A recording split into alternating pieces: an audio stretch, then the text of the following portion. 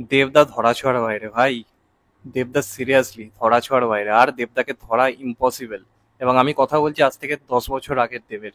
Can you imagine, 10 বছর আগের দেব নাকি ধরাছোঁয়ার বাইরে, অথচ 10 বছর আগের দেব কিন্তু অন্যতম একজন ট্রোলড অভিনেতা, যার অভিনয় নিয়ে ট্রোল করা হতো। মনে পড়ছে সেই দিনগুলোর কথা? তাহলে যদি তোমার সেই দিনে তুমিও সাক্ষী থেকে থাকো দেবদাকে ট্রোল করা, তাহলে সিনেমাটা দেখতে যাও। কোথাও গিয়ে একটা অজান্তে নিজের মানে গালে কষে একটা চড় তো খাবেই। দেবদার পারফরমেন্স কথা বলেছে ভাই। দেবদার পারফরমেন্স কথা বলেছে। লোকটা বেশ কিছু বছর আগে বলেছিল যে এই সিনেমাটার জন্য আমি আমার সবটুকু পুরোপুরি নিংড়ে দিয়েছি। ভাই ফুটে উঠেছে, সেটা বড় পর্দায় ফুটে উঠেছে। দেবদা যে এই সিনেমায় কি করেছে, কি পারফরমেন্স দিয়েছে, তোমার নিজের চোখে বিশ্বাস হবে না। কারণ তুমি যত বড়ই দেবদার ফ্যান হও না কেন, তুমি একটা কথা মানতে তুমি বাধ্য যে ওই সময় দেবদার অভিনয় নিয়ে প্রচুর সমালোচনা হতো। এবং যারা দেব ফ্যান তাদেরকে অনেক কিছু সহ্য করতে হয়েছে। তো তারাও প্রাউড ফিল করবে যে সেই সময় দাঁড়িয়ে দেবদাই করেছে। এবং এখানেই কৌশিক গাঙ্গুলি, এখানেই পরিচালকদের কেন ক্যাপ্টেন অফ দ্য শিপ বলা হয় আরো একবার প্রমাণিত, যে অভিনেতারা কি মানে একটা অভিনেতা থেকে কিভাবে নিংড়ে অভিনয় বার করে আনতে হয় সেটা পুরোপুরি পরিচালকের হাতে থাকে। এবং সিনেমার রাইটিং এর উপর থাকে, স্টোরির উপর থাকে, কন্টেন্টের উপর থাকে।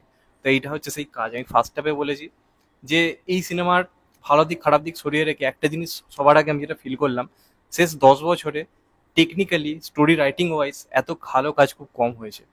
এত ভালো কাজ খুব কম হয়েছে। এবং আমি জানি সবার মাথাতে যেটা থাকছে, দেব শুভশ্রীর কেমিস্ট্রি, দেশু, এই ফ্যাক্টরটা সবার মাথায় ঘুরছে। এই সব কিছুকে সরিয়ে রেখে আমার জন্য যেটা বিরাট পরিমাণে ইফেক্ট রেখেছে এই সিনেমাটার জন্য, সেটা হচ্ছে দেরু, অর্থাৎ দেব রুদ্রনীল। এই দুজন যখন একসঙ্গে থেকেছে ভাই, বড় পর্দা থেকে চোখ সরানো যায়নি। কি পারফরমেন্স দুজনের! এবং রুদ্রনীল ঘোষ যে কোনো দিনে মানে একজন দুর্ধর্ষ দুর্ধর্ষ অভিনেতা, তার সামনে দেবদা যেভাবে চোখে চোখ রেখে পারফর্ম করছে, অবিশ্বাস্য অভিনয়, অবিশ্বাস্য অভিনয়। এবং অপরদিকে রুদ্রনীল ঘোষকে দেখে আমার এত খারাপ লাগছিল যে লোকটা এখন কাজ পায় না ইন্ডাস্ট্রিতে। এবং নিজে পলিটিক্স থেকে আমার মনে হয় সরে এসে একটু অভিনয় এবার মন দেওয়া উচিত। কারণ এই যে কি অভিনেতা না রুদ্রনীল ঘোষ, তুমি কল্পনা করতে পারবে না। অবিশ্বাস্য একজন পারফরমেন্স, যে কোনো দিনে অনির্বাণকে 10টা গোল দিতে পারে, আমি কতটা প্রাউড ফিল করে বলি। তো এখানে সেই অভিনয়টা দেখার সময় পুরোপুরি ফিল করলাম। এবং দেবতার পারফরমেন্স নেই, বললাম ডিটেলসে কথা বলতে হবে, আমি ডিটেলসেই বলছি। ভাই লোকটা যখন ওই মেকআপ নিয়ে অভিনয়টা করছে না, এবার সেটা কি ক্যারেক্টার, তার রহস্য কি, সেটা আমি এখানে কিছুই বলবো না। আমি স্টোরি নিয়ে এখানে কথাই বলবো না, তার কারণ হচ্ছে একটাই, স্পয়লার দেওয়া হয়ে যাবে। কারণ এটা স্টোরি রিটেন পুরোপুরি মুভি। আমি যদি স্টোরি একটুখানিও বলি, অনেকটা বেশি গল্প বলে দেওয়া হবে। এবং এটার মেন আকর্ষণ কিন্তু গল্পটাই। এই সিনেমাটার পরবর্তীকালে মেন ফ্যাক্টর হয়ে দাঁড়াবে এটা স্টোরি, যেটা আজকের দিনে দাঁড়িয়ে বাংলায় মিসিং। ভালো রাইটিং, সেটার দিক দিয়ে ভাই ফাটিয়ে রেখে দিয়েছে। কৌশিক নিজের কাজ অসম্ভব ভালো করেছে, কোনো অস্বীকার করার জায়গা নেই। তার সিনেমার যে মেন যে মানে কিছু কিছু মোমেন্টস থাকে এমন, যে মোমেন্টস অন্য কেউ ক্রিয়েট করতে পারে না। একটা আর্ট, সিনেমা যে একটা আর্ট না, সেটা সেই ওই সময় 2013, 14, 15 কৌশিক গাঙ্গুলির কাজ দেখলে সত্যি ফিল হতো। এখন তো সে একটু কথাবার্তা ধরনের সিনেমায় কাজ করছে, কিন্তু ওই সময় কৌশিক গাঙ্গুলি মানে সামথিং ডিফারেন্ট। তো সেটা কিন্তু সিনেমাটার মধ্যে রয়েছে। এবং 10 বছর আগের একটা কাজ মানে আজকের দিনের সঙ্গে কতটা প্রাসঙ্গিক, সেটা কিন্তু কোথাও গিয়ে তোমার ফিল হবে এই সিনেমাটা দেখার সময়। এটা মানতেই হবে। আর দেবদার যেখানে দুটো যে ধরন রয়েছে, একটা যখন সে আমরা তাকে দেখতে পাচ্ছি পুরোপুরি মেকআপ বিহীন একটা লুকে, তাকে নর্মাল লুকে, সেখানে তার পারফরমেন্স। আর যখন সে মানে ওই বৃদ্ধ বয়সের লোকটা আমরা তাকে দেখতে পাচ্ছি, সেখানে সে নিজের গলার টোন পর্যন্ত পুরো চেঞ্জ করেছে। পুরো অন্য গলা, একটা বয়স্ক মানুষ যেভাবে কথা বলে, দেবদা পুরো সেভাবে কথা বলছে। এবং দেবদার উচ্চারণ নিয়ে কিন্তু ওই সময় অনেক প্রশ্ন ছিল, নিজের উচ্চারণ পর্যন্ত কোন পর্যায়ে নিয়ে গেছিল। মানে কত ফ্লুয়েন্ট বাংলা, একটুখানি উচ্চারণে ভুল নেই। এবং ওই বৃদ্ধ বয়সের গলাটা সে যেভাবে করেছে, এবং ওই গলা নিয়ে পুরো পারফরমেন্সটা জাস্ট ভাবা যায় না। এবং মেকআপের কাজ ভাই বলতেই হবে, মেকআপ মেন আকর্ষণ। মেকআপ এই সিনেমার অন্যতম একটা বড় অংশ। আমি শুধুমাত্র দেবদার মেকআপটার জন্য বলছি না, পুরো সিনেমা জুড়ে মেকআপটাকে কিভাবে ইউজ করা হয়েছে তুমি দেখলে বুঝতে পারবে। এবং তার সঙ্গে সঙ্গে লাইটিং এর কাজ অসম্ভব ভালো।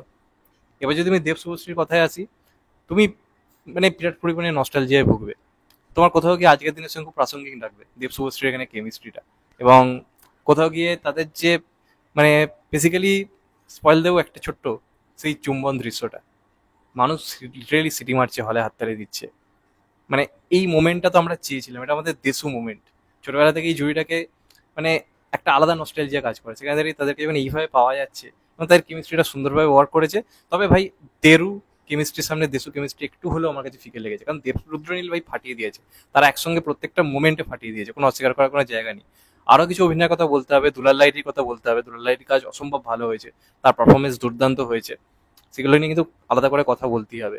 আর যেটা আরেকটা ভালো দিক, সেটা হচ্ছে 2013, 14, 15, 12 এই সময় যদি তুমি সিনেমা দেখো, বাংলা সিনেমায় আবহ সঙ্গীত একটা বিরাট গুরুত্বপূর্ণ ভূমিকা নিয়েছিল, ব্যাকগ্রাউন্ড মিউজিক।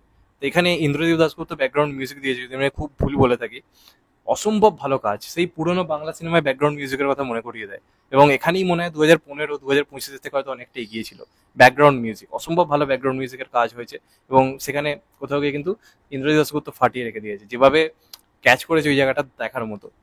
তো এইগুলোই মূলত এই সিনেমাটার পজিটিভ দিক। নেগেটিভ দিক যদি আমাকে কিছু বলতে বলা হয়, তাহলে আমার একটা জিনিসই মনে হয় যে ফার্স্ট হাফটা যতটা এঙ্গেজিং গতিতে এগিয়েছে, মানে একটা টাইমও বোর করেনি, দুর্দান্ত ফ্রেন্ড গতিতে এগোচ্ছে। যেমন ড্রামাটাও দুর্দান্তভাবে চলছে, তেমন ইমোশনটাও দুর্দান্তভাবে চলছে, সেটা দারুণভাবে ওয়ার্ক করেছে।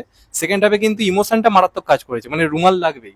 আমি বাবার বলছি যে এই সিনেমাটা দেখতে গেলে চোখের মানে রুমাল তোমাকে নিয়ে বসতেই হবে, কারণ যেভাবে কাঁদিয়েছে সিনেমাটা, মানে ইমোশনালি কানেক্ট করছে।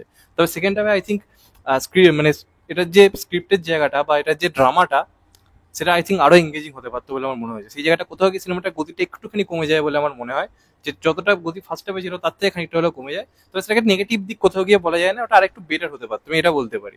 সেটা আরেকটু ফাস্ট ফরওয়ার্ড হয়তো করা যেত, তা না হলে গল্পটা একটা ড্রামার দিকে যায়, ইমোশনাল ছিল কিন্তু ড্রামাটা আরো এঙ্গেজিং হতে পারতো বলে কোথাও গিয়ে আমার মনে হয়েছে। এটাই একমাত্র আমার এই সিনেমার নেগেটিভ দিক কোথাও গিয়ে মনে হয়েছে। বাদ বাকি আর কোনো নেগেটিভ দিক নেই। যেখানে দেবদার এরকম পারফরমেন্স, সেখানে আর কি নেগেটিভিটি থাকবে? মানে দেবদা পারফরমেন্স দিয়ে দেখবে কি লেভেলের খেলা খেলে, এবং এই পারফরমেন্স দেখার পরে আমার মনে হয় মানে দেবদা ধরাছোঁয়ার বাইরে। যা কাজ এখানে দেবদা করেছে, অবিশ্বাস্য রকমের কাজ। শুভশ্রী তো নিজের জায়গায় খুবই ভালো। আজকে শুভশ্রী বলেছিল যে আমি এখন যে ধরনের ম্যাচিওর কাজ করি, ওই সময় আমার অভিনয় নিয়ে হয়তো প্রশ্ন উঠতে পারে, কোনো প্রশ্নের জায়গা নেই ম্যাম, অসম্ভব ভালো কাজ করেছেন। শুভশ্রী ম্যামও অসম্ভব ভালো কাজ করেছে, নিজের জায়গায় সেও নিজের কাজটা দুর্দান্ত করেছে, কোনো অস্বীকার করার কোনো জায়গাই নেই। আর একটা নেগেটিভ দিক আমার মনে হয়, তবে সেটা আমি এখানে বলতে চাই না, তাহলে একটু স্পয়লার দেওয়া হয়ে যাবে। সেই নেগেটিভ দিকটা আমি পরে কোনো সিনেমাটা কদিন যাক, আরো কদিন যাক, তখন ডিটেলসে আলোচনা করলে আমি সেই ব্যাপারটা নিয়ে কথা বলবো। এই ভিডিওতে আমি সেটা নিয়ে কথা বলতে চাইছি, কারণ একটু হলেও স্পয়লার দেওয়া হয়ে যাবে, সেটা আমি বলতে চাই না। তবে সেটা বিরাট বড় কোনো নেগেটিভ দিক নয়। বাদ বাকি পুরো সিনেমাটা 90% পজিটিভিতে ভর্তি, এটা আমার কোথাও গিয়ে মনে হয়েছে। তো আমি এটাকে রেটিং দেবো অবশ্যই 5-এ 4 আমার দিক থেকে। এবং প্রত্যেকে রেকমেন্ড করবো যান, বাংলা সিনেমা প্রেমীরা অবশ্যই যান। এটা অসম্ভব ভালো প্রত্যেকের পারফরমেন্স দেখবেন, যেটা তারা শেষ কয়েক যুগে দেয়নি, সেই লেভেলের পারফরমেন্স। তো এটাই আমার বলার, এটাই আমার রিভিউ। এরপর আরো সিনেমার রিভিউ আসবে, সেগুলো সবাইকে দেখার অনুরোধ রইল। চ্যানেলটা নতুন হলে চ্যানেলটা সাবস্ক্রাইব করে দিও and get the bell icon. ভালো থেকো সবাই, টেক কেয়ার, নমস্কার, আবার দেখা হবে মতো, বাই। সবাই ভালো থেকো, সুস্থ থেকো, নমস্কার, টেক কেয়ার, আবার দেখা হবে, ভালো থেকো।